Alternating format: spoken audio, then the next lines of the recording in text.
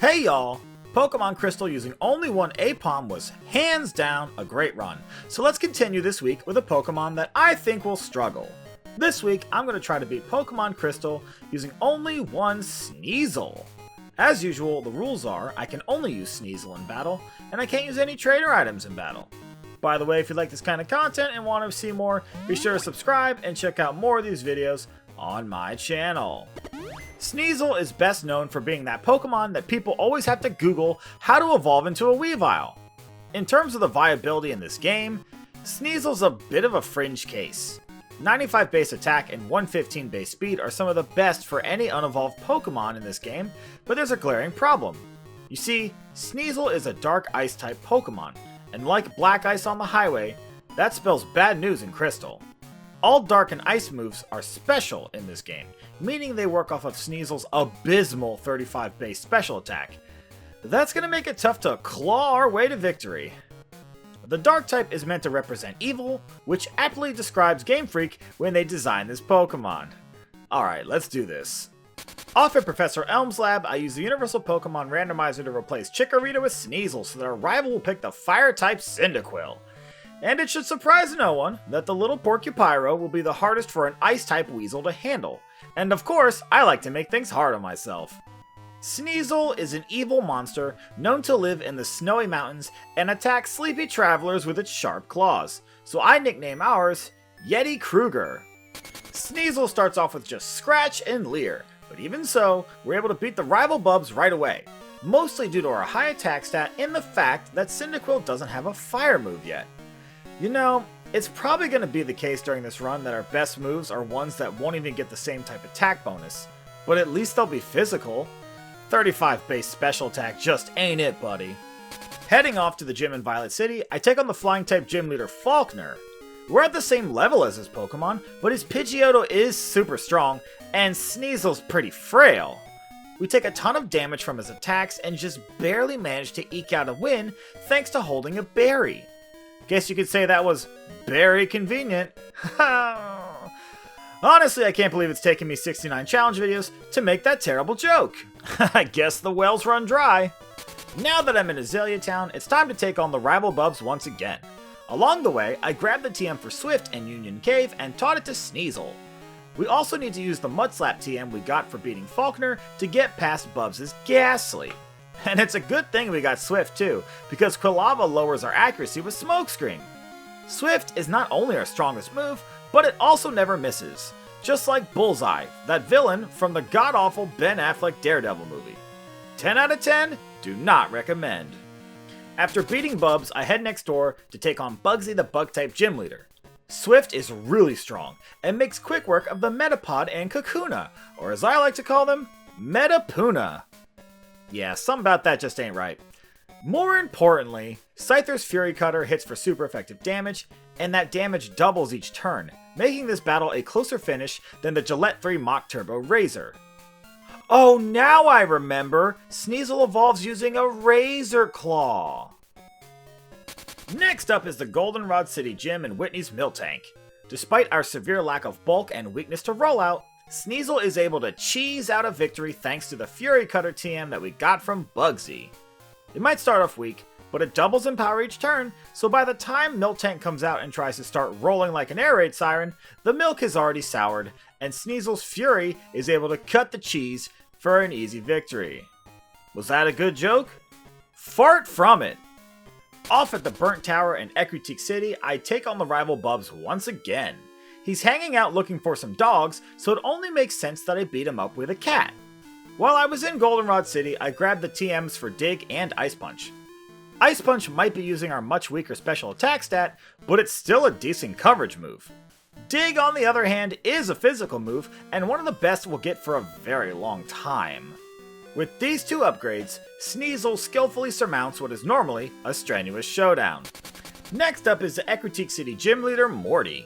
I gotta say, despite my initial reservations about Sneasel, this little kitty is really surprising me. It makes quick work of Morty with Dig, and that's very relieving considering just how difficult this battle usually is for a solo challenge run. We've also learned Feint Attack, which is basically just Dark-type Swift, and it's good for finishing off Morty's Pokemon without wasting an extra turn on Dig. Doesn't make any sense to me, but then again, I just don't understand these game designers and their dang MTV. Speaking of dated references that only boomers would get, it's time to take on our own friendly boomer, Price the Ice-type gym leader in Mahogany Town, or as I like to call him, the Refrigerator. After my game cartridge is done glitching us into the Matrix, we head into the battle and find out that Price might have been more than we bargained for. His Pokemon are pretty bulky, and we're not really doing much damage, so I chip away at his Pokemon, but then things get dire when he uses a Hyper Potion on his Piloswine. Ruh-roh! I think all is lost when Piloswine hangs on with a Sliver, but then it misses a Fury attack, and I guess we kinda stole that one from Price, huh?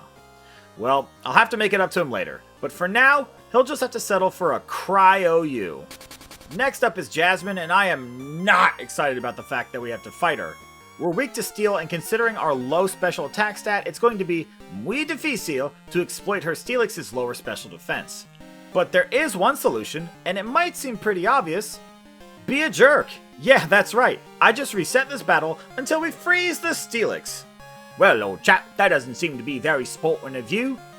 No, it's not. But then again, Sneasel is evil, so I don't know why you expected it to wear a Badger of Honor. Well, I've been avoiding this next part like the plague, but no avoiding it now. Gotta take on Chuck at the Cianwood City Gym. And we got ourselves a problem. There's a weasel terrorizing the chicken coop of our soul because Sneasel is a dark and ice type, meaning we're double weak to fighting. And when you consider that Sneasel has the defense stat of tissue paper origami, that's a huge problem.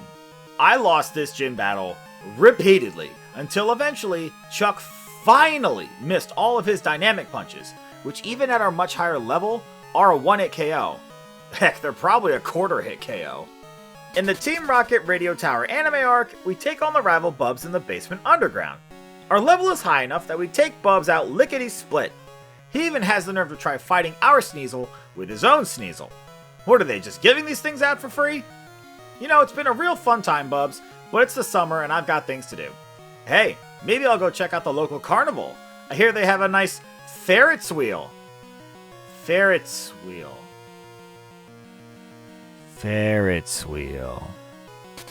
Now it's time for the last Jodo Gym leader, the Dragon Leader Claire. Her Pokemon are all Dragon type, so I make sure to give our Sneasel the Never Melt Ice hold item to give our Ice Punch a little 10% frosty boost.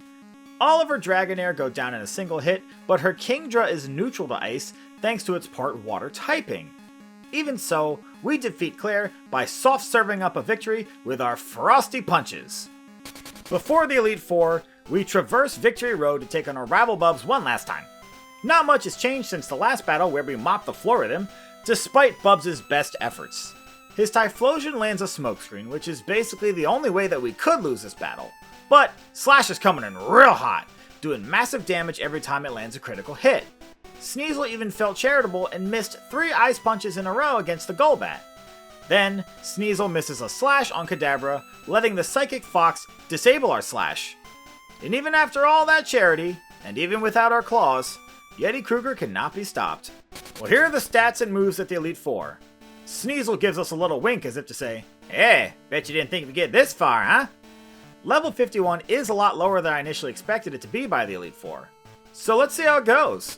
Up first is the Elite Four Will, and his Pokemon are all weak to Dark, but they also have decent to great special defense, and remember, our special attack's pretty bad. So this one's interesting. We don't take too many hits, but even so, our health gets pretty low. Ice Punch does wonders against the birds and the tree, but Slowbro resists. Feint Attack does half, but Slowbro raises its special defense with Amnesia, letting it get off a big chunky body slam. And yeah, we managed to beat Will, but with how much damage we took, I'm concerned about the future battles to come. Next up is Koga, the Poison and Bug type Elite Four member, who, considering the ecosystem of his room, must not have any issues with allergies. Lucky him, I guess. This battle was a little bit annoying. I had to reset multiple times due to missing moves, and his Fortress repeatedly making our health bar tank with Explosion. Feint Attack helps somewhat against the evasion moves since it can't miss, but it's a lot weaker than Slash or Dig. So many times we lost after being badly poisoned with Toxic and then missing moves until, like Britney Spears, the Toxic has us slipping under. On one particularly fortunate attempt, the fortress gets frozen, letting Sneasel reach the muck with enough health left to withstand the Toxic for the rest of the battle. Next up is Bruno, and this is hands down the worst battle that we've had in the entire run. And I thought that beating Chuck and his 2 Pokemon were bad, but Chubbaluffagus ain't got nothing on Bruno. He's got a full team of Pokemon, including a Hitmonchan that has Priority Mach Punch, a fighting type move that bypasses our speed, meaning unless we critical hit Slash, we are guaranteed to lose this battle. And even if we do critical hit Slash, we just lose to the Machamp anyways. Yeah, he's got one of those, everybody!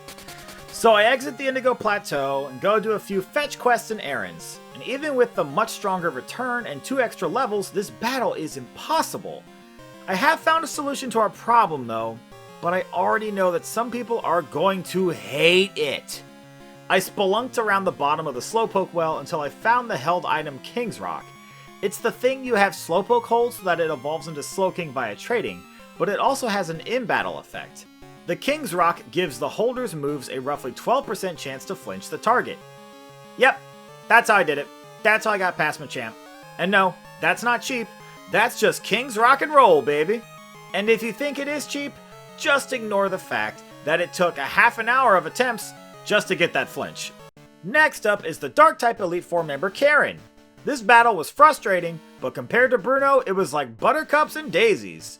Her Scumbreon constantly lowers our accuracy with Sand Attack, and then between Houndoom's Flamethrower cooking our goose and Gengar's Curse, I lose this battle several times. The thing about Sneasel is, it might not be the strongest, but when it actually gets to hit its moves, this battle is still pretty much an easy victory. God, it's such a shame that Karen has to resort to such underhanded tactics just to win a Pokemon battle. Some people just don't have morals, I guess. Last up is the champion battle with Lance.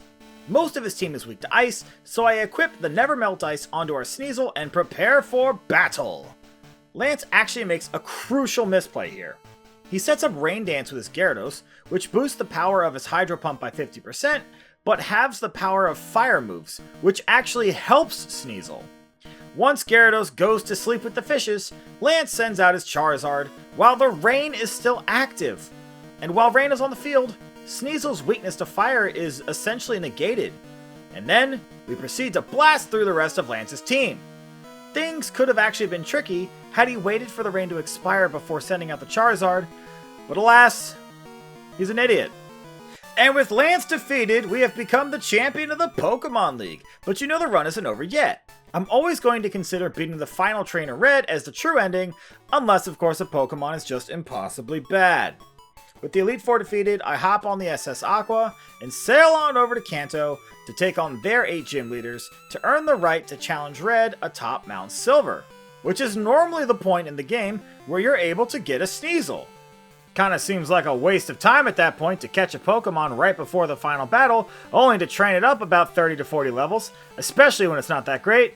But then again, I'm not the largest video game company in the world, so what do I know?